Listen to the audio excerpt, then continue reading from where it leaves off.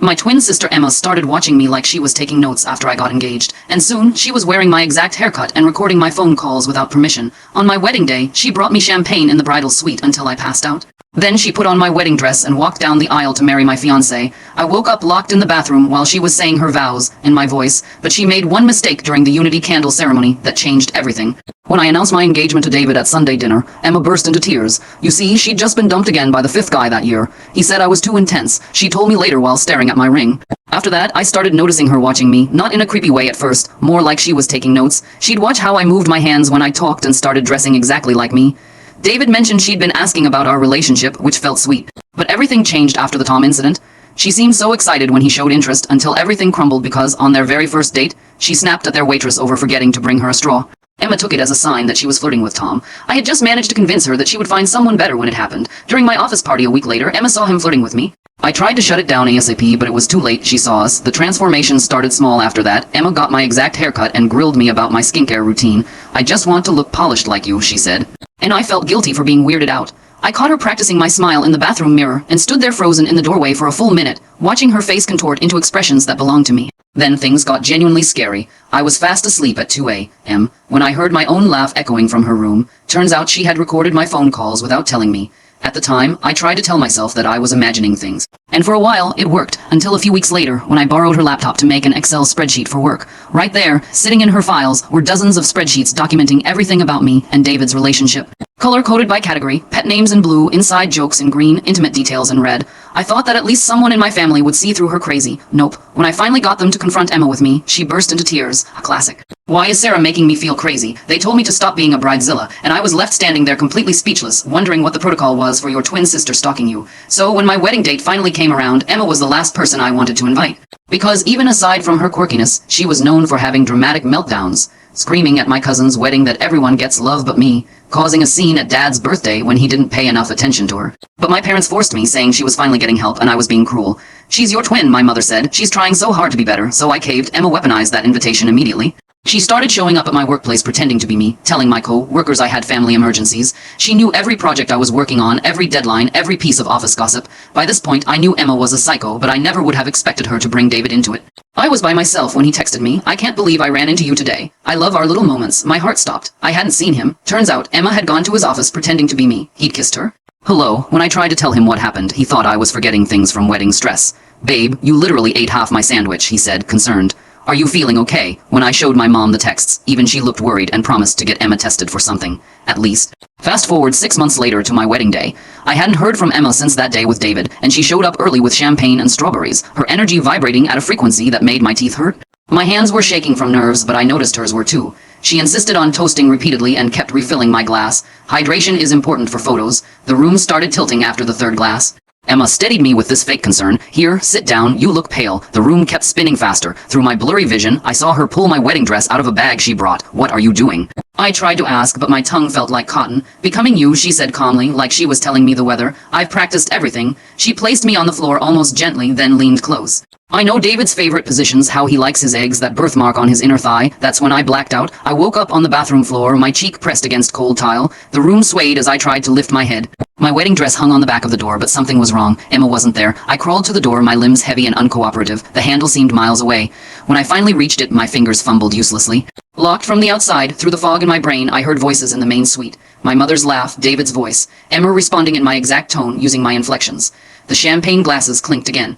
I dragged myself to the toilet and forced my fingers down my throat. Nothing came up but bile. The substances were already in my system. I splashed water on my face, then drank directly from the faucet, trying to dilute whatever she'd given me. The bathroom window was painted shut. I grabbed my makeup bag and found nail scissors, working at the paint seal while my hands shook. Minutes passed, maybe hours. Time meant nothing in this drugged haze. Footsteps approached the door. I dropped to the floor, closing my eyes. The lock clicked. Emma entered, already wearing my dress. It fit her perfectly, of course it did. We were identical twins. She'd even done her makeup exactly like mine, down to the beauty mark I always drew above my lip. She knelt beside me, checking my pulse. Her engagement ring, my engagement ring, caught the light. She'd thought of everything. The photographer wants some getting ready shots, she said conversationally. I told them you had a nervous breakdown and locked yourself in here. They all believed me. She dragged me into the bathtub, my body limp and unresisting. The porcelain felt like ice through my slip. She turned on the shower, cold water shocking my system. I gasped, sputtering. "Can't have you making noise," she said, adjusting the water to a trickle. "This should keep you quiet and conscious. I want you to see everything." She left, locking the door again. I lay there, water dripping on my face, fighting to stay awake. If I passed out now, it would all be over. The cold helped clear my head slightly. I could hear the wedding party gathering in the suite. My bridesmaids' voices, Emma laughing at their jokes using my laugh. She'd studied me so well. I pulled myself up, gripping the tub edges. My phone. Where was my phone? I searched my clutch, the pockets of my robe hanging on the door. Gone, of course, the scissors. I still had the scissors. I stumbled back to the window, working at the paint. My fingers kept slipping. Blood smeared the white frame where I'd cut myself. "Sarah, we need you." My maid of honor called through the door. Only it wasn't me she wanted, coming. Emma chirped in my voice, just fixing my mascara. I heard them leave for photos. The suite went quiet. This was my chance. The window finally cracked open. Fresh air hit my face like salvation. But we were 3 stories up. No fire escape, no ledge, just a straight drop to concrete. I turned back to the door. The lock was simple, the kind you could pick with a bobby pin. I found one in my hair, hands steadying with purpose. The lock clicked open. The suite was empty. Champagne glasses and makeup scattered everywhere. I stumbled to the hotel phone, but the cord had been cut. Emma had planned for everything. My legs gave out. I crawled to the door, peering into the hallway. Empty. Everyone was at photos. I needed to get to David, to anyone who would listen. The elevator seemed impossible. I took the stairs, gripping the railing, counting each step to stay focused. Second floor, first floor, lobby. I heard them before I saw them. The wedding party was posing by the fountain. Emma at the center, in my dress. David's arm around her waist. She was laughing, head thrown back. Exactly the way I laughed. I tried to run but stumbled, catching myself on a pillar. A hotel employee rushed over. "Ma'am, are you all right?" I tried to speak, but my tongue wouldn't cooperate. He was already pulling out his radio, probably thinking I was hammered.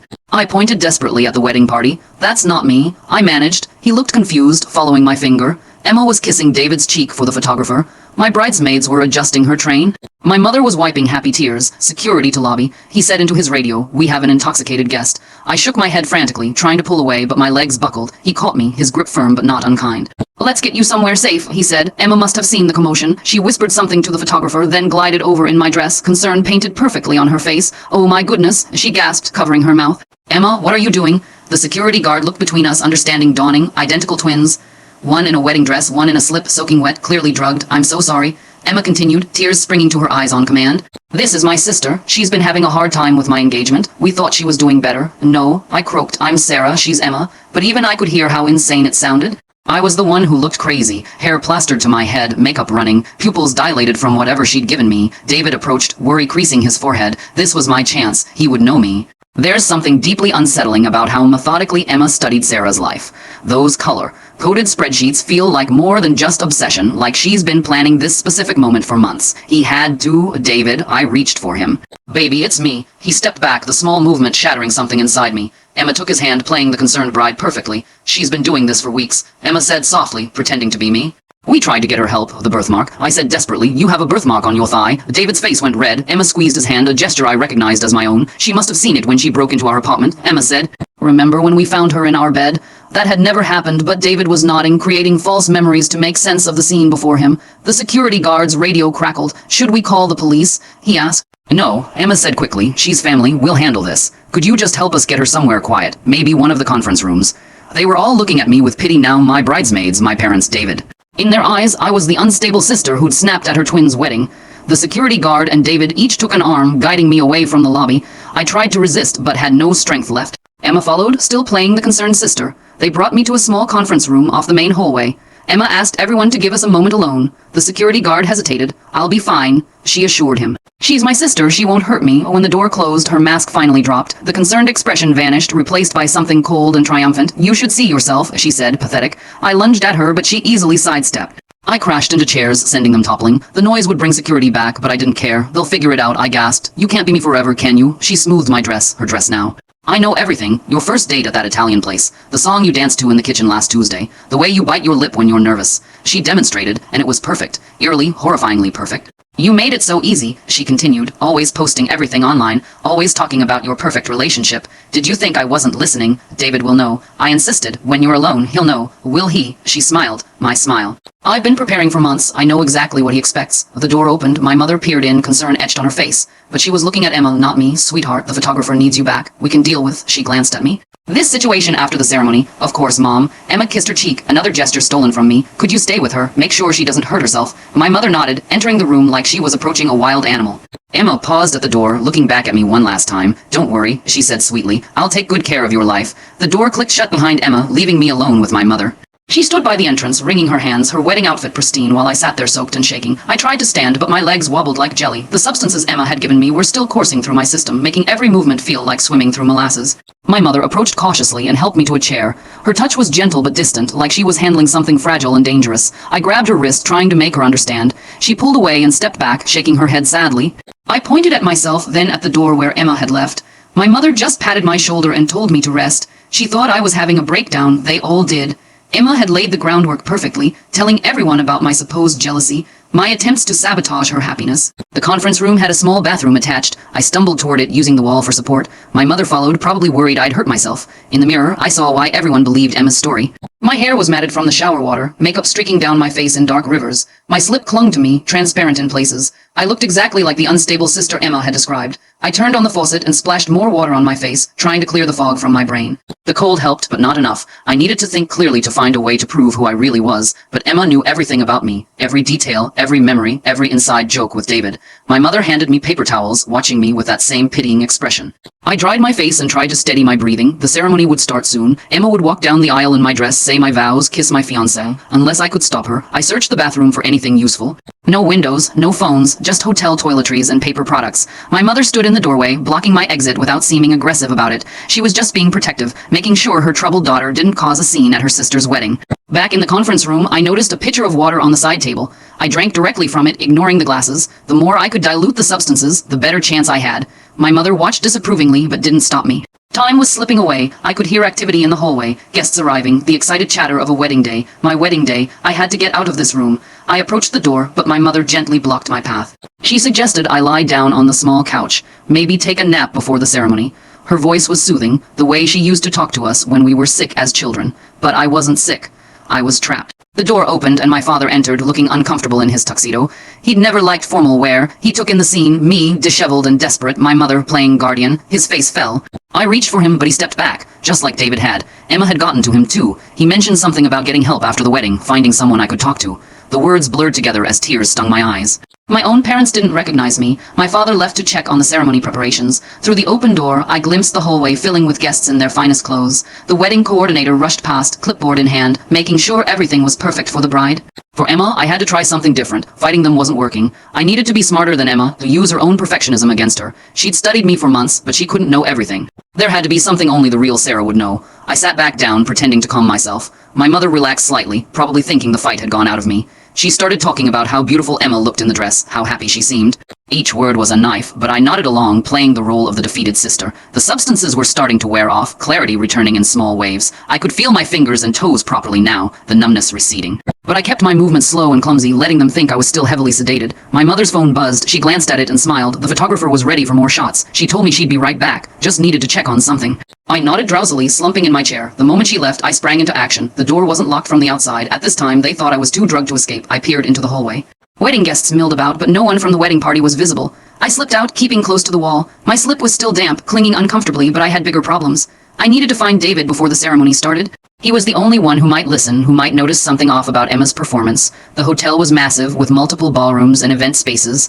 I didn't even know which one held my wedding, our wedding. I followed the flow of guests, trying to blend in despite my appearance. Several people gave me strange looks, but no one stopped me. I passed a supply closet and ducked inside. Housekeeping uniforms hung on hooks. I grabbed one, pulling it on over my slip. It was too big, but it was better than looking like an escaped patient. I combed my hair and wiped the remaining makeup smudges from my face. Back in the hallway, I looked more like staff than a wedding crasher. I grabbed a stack of towels from a cart, using them as cover as I searched for the wedding venue. My legs were steadier now, the substances continuing to fade. I found the right ballroom by the flowers, white roses and baby's breath. Exactly what I'd chosen months ago. Through the cracked door, I could see the space transformed into my dream wedding.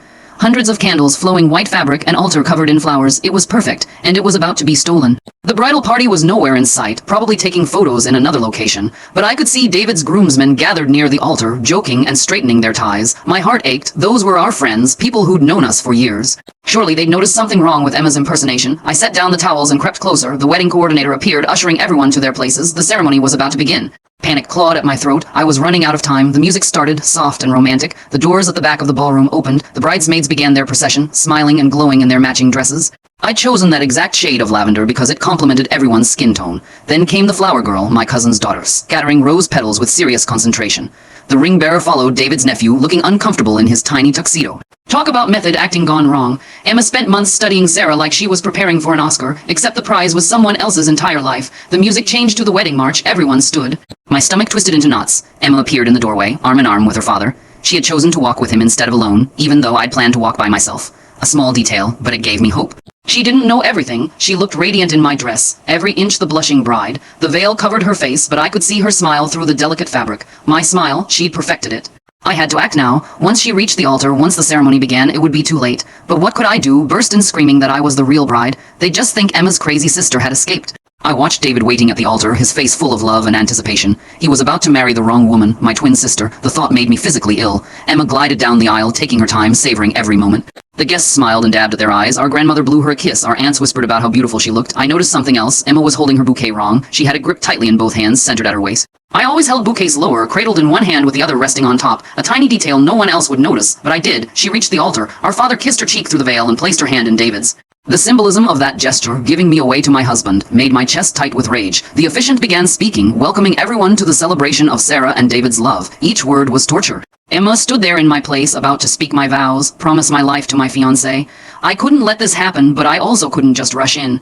I needed a plan, something that would make them see the truth without dismissing me as the crazy sister. The officiant asked if anyone had any objections, the traditional moment where someone could speak up. My heart pounded. This was it. This was my chance. But before I could move, Emma turned slightly, scanning the crowd, looking for me, making sure I wasn't there to ruin her moment. Her movement was subtle, but I caught it. David didn't seem to notice, too focused on what he thought was his bride. The moment passed. The ceremony continued. They were moving on to the vows. I backed away from the door, my mind racing. There had to be another way. Emma had prepared for months, but she'd made mistakes. The bouquet hold, walking with our father, small things, but they added up. I remembered something else, the vows. David and I had written our own, spending weeks perfecting them. We'd kept them secret from each other, wanting to surprise one another on our wedding day. Emma couldn't know what I'd written. She'd have to improvise. The service corridor ran alongside the ballroom. I found another door, this one behind the altar area. Through the crack, I could hear David beginning his vows. His voice was thick with emotion as he spoke about the moment he knew I was the one, how I'd changed his life, how we couldn't wait to start our future together. My eyes burned with tears. Those words were meant for me, not the imposter standing across from him. Then it was Emma's turn. I held my breath, listening. She started strong, talking about love and commitment and partnership. Generic words that could apply to any couple, but as she continued, I heard the hesitation. She was struggling, trying to sound like me while creating vows on the spot. David's expression shifted slightly. A tiny furrow appeared between his brows. He knew something was off. My vows would have been specific, personal, full of inside jokes and shared memories.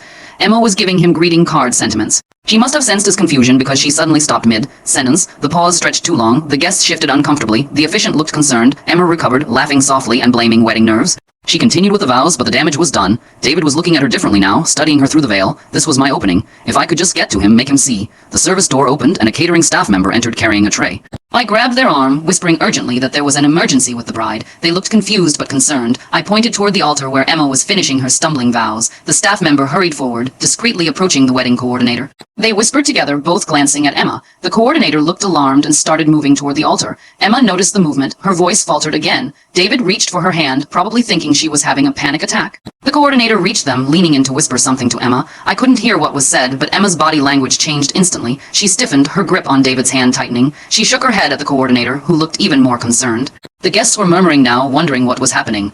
Our mother half rose from her seat in the front row. The officiant cleared his throat, trying to regain control of the ceremony. Emma suddenly swayed, her free hand going to her forehead. A classic Emma move. When cornered, play the victim, David caught her, looking worried. The coordinator called for water. The ceremony ground to a halt. I used the chaos to slip into the ballroom through the service door. In my housekeeping uniform, I looked like staff responding to the emergency. I grabbed a glass of water from a nearby table and pushed through the crowd gathering around the altar. Emma was sitting on the altar steps, fanning herself with her bouquet. David knelt beside her, holding her hand. The veil had been pushed back, revealing her face, my face, but something in her eyes was pure Emma, calculating even in her distress. I approached with the water, keeping my head down. My hands shook as I offered the glass. Emma reached for it, and our fingers brushed. Her eyes snapped to mine. For a moment, we just stared at each other, twin sisters, identical in every way except the one that mattered. She knew who I was. I could see the recognition, the fear, the determination warring in her expression. She took the glass and sipped delicately, never breaking eye contact. Then she smiled, my smile, the one she'd practiced in the mirror. David was watching her with concern, but also something else, doubt. The failed vows had shaken him. He was looking at his bride differently, noticing things that didn't quite fit. Emma stood, smoothing my dress. She thanked me for the water, her voice pitched perfectly to match mine, but her hand trembled as she set down the glass. The substances she'd given me were wearing off, but the stress of maintaining her performance was showing. The officiant suggested they continue the ceremony. Emma nodded, turning back to David, but he hesitated, studying her face. His hand went to her chin, tilting her head up, looking for something. Looking for me? I held my breath. This was the moment. Would he see through her disguise? Emma must have sensed the danger, because she suddenly pulled him into a kiss, not a sweet wedding ceremony kiss. A desperate, passionate kiss meant to distract and convince. The guests applauded, thinking it was romantic spontaneity, but I saw David's surprise. We'd agreed to save our first kiss as husband and wife for after the pronouncement. It was a small thing, but it mattered to us. To me, Emma didn't know that. When they broke apart, David's expression was unreadable. Emma smiled brilliantly, suggesting they finish the ceremony. She was pushing too hard, trying to rush through before more cracks showed.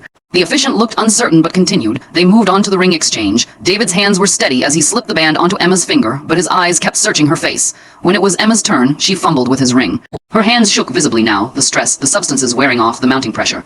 It was all catching up to her. The ring slipped from her fingers, hitting the floor with a metallic ping that seemed to echo through the ballroom. David bent to retrieve it, and I saw my chance. I moved closer, ostensibly to help look for the ring. As he straightened, our eyes met, really met, and I saw the flash of recognition, quickly followed by confusion. He knew me, even in a housekeeping uniform, with my hair a mess and no makeup. He knew me, but how could I be here when I was also standing in a wedding dress at the altar? Emma grabbed his arm, pulling his attention back. She apologized for dropping the ring, blaming nerves again, but David wasn't listening.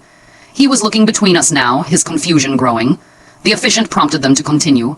Emma practically shoved the ring onto David's finger, her movements jerky and ungraceful. Nothing like the smooth practice motions we'd rehearsed. They were almost at the end. Once they were pronounced husband and wife, it would be legally binding. Emma would have one. I had to do something. But what? Everyone still thought I was the crazy sister. If I spoke up, they'd just remove me. Then I remembered the unity candle. We'd included it in the ceremony at David's mother's request, a tradition from his family. Emma wouldn't know the special way his family did it, the words his grandmother had taught us to say. The officiant announced the unity candle ceremony. 2 taper candles sat waiting along with the larger pillar candle they would light together.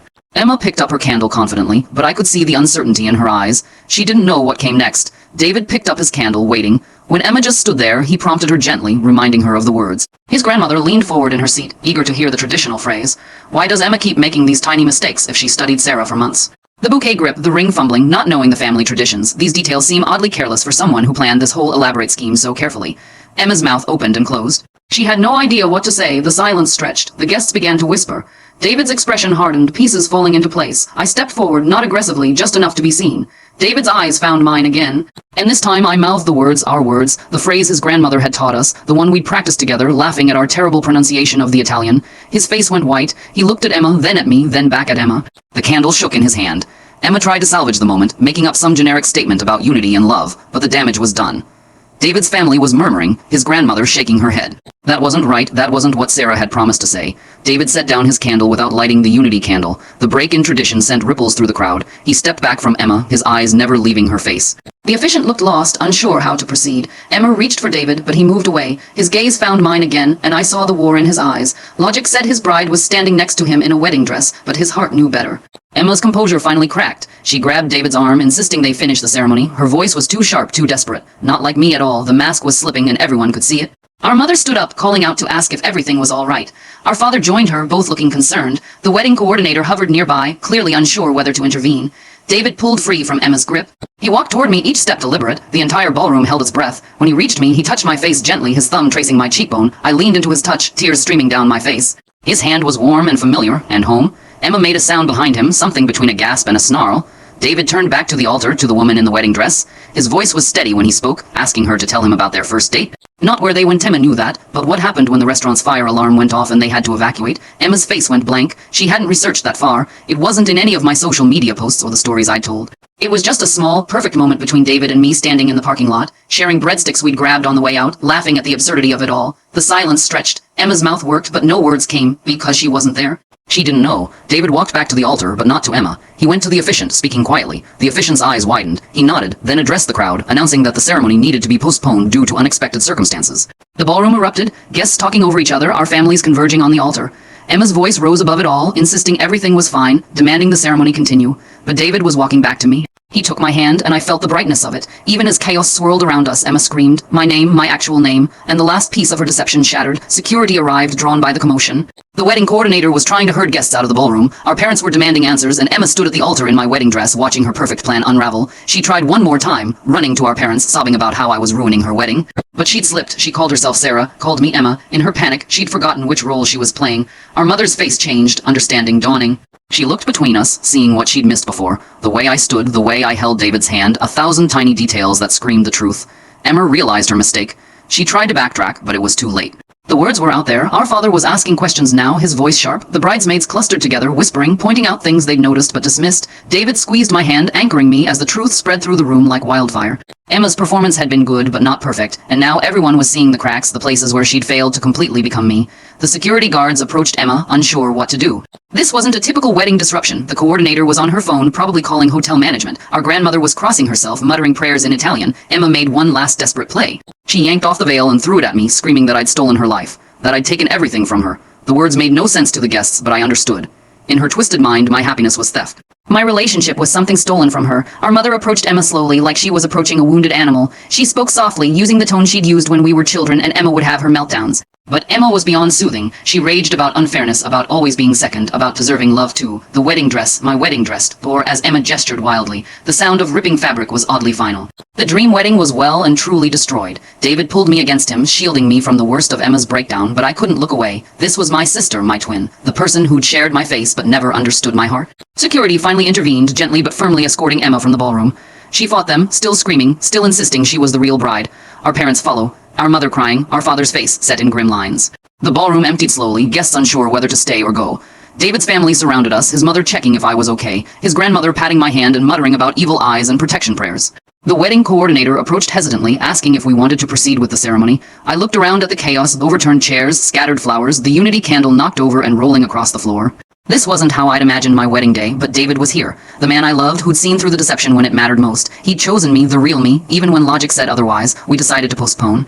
Not cancel, just postpone. We needed time to process what had happened, to deal with Emma, to figure out how to move forward. The coordinator nodded, relieved, and began the process of sending guests home. David and I slipped out through the service corridor, avoiding the main areas where Emma might still be causing scenes. We found ourselves in the hotel garden, the space we'd originally considered for the ceremony before deciding on the ballroom. The sun was setting, painting the sky in shades of pink and gold. David pulled me close, and I finally let myself fall apart. The substances, the fear, the violation of having my identity stolen, it all hit at once. He held me through it, solid and real and mine. When the tears finally stopped, we sat on a stone bench, watching the stars appear. David asked me to tell him about our first date, and I did. Every detail, every moment, every feeling. He smiled at the parts Emma couldn't have known, the tiny imperfections that made the memory perfect. The aftermath is portrayed realistically. Vendors, legal status, family responses, workplace gossip, all the unglamorous but necessary details.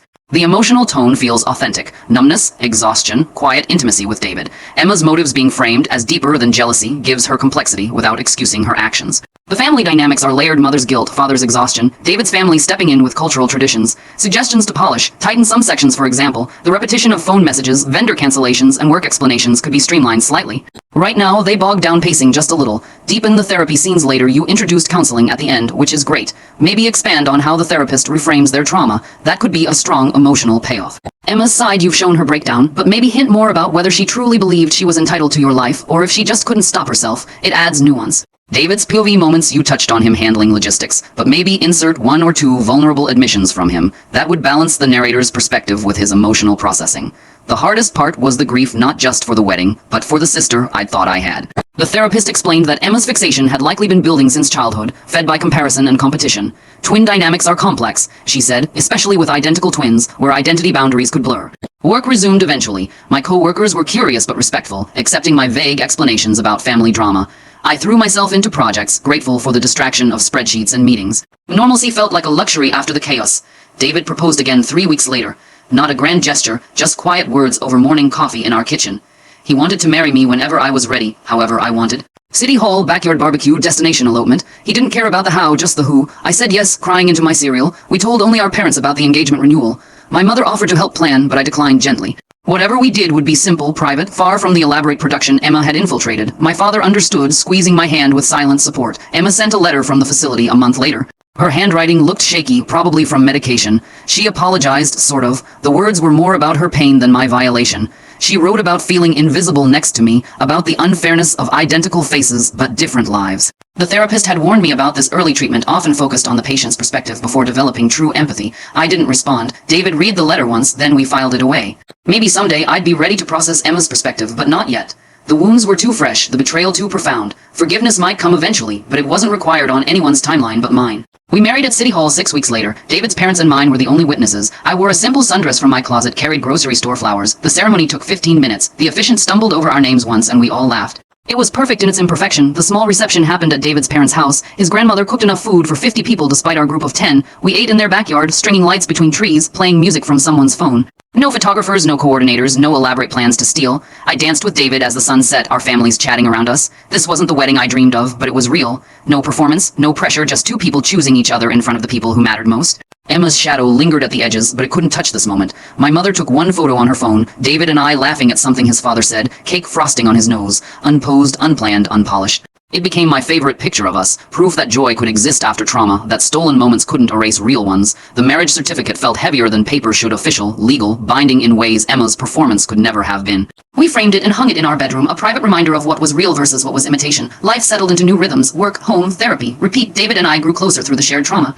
Our communication was deeper after seeing how assumptions and silence had enabled Emma's deception. Something felt deliberately vague about Emma's letter. She wrote about feeling invisible, but didn't really explain why she picked David's grandmother's wedding tradition to expose herself. The timing of her voluntary admission right after getting caught seemed awfully convenient for avoiding real consequences here. We talked about everything now, even tiny concerns that might have gone unmentioned before. Emma stayed in treatment. My parents visited her weekly, reporting small improvements. She was painting in art therapy, they said, working through her identity issues with colors instead of words.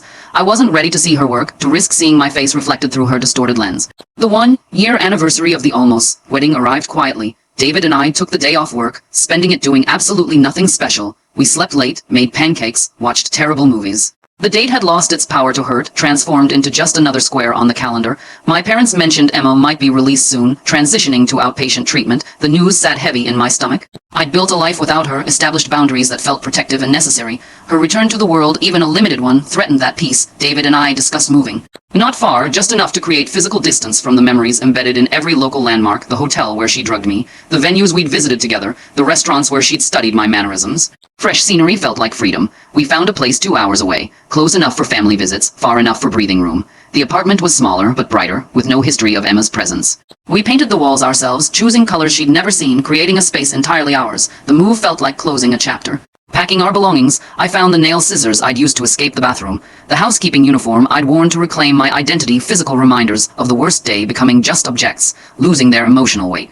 Our new neighbors knew nothing of our story. To them, we were just another young couple, recently married, starting fresh. The anonymity felt like a gift. No sympathetic looks, no whispered gossip, no careful questions about how I was doing. I started running in our new neighborhood, something I'd never done before.